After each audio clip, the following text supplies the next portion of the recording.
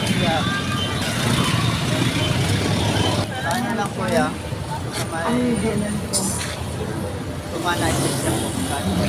Diyan na 40. Sa may ano lang po ya? Tumana iglesia lang po. 4 days of yan. Sige po.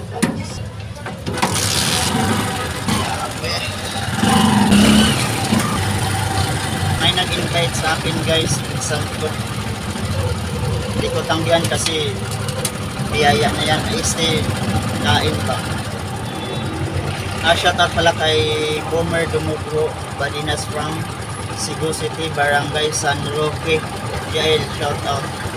Maraming salamat guys. Hanggang dito na lang. Peace out. God guys. Ingat vlog. Wow!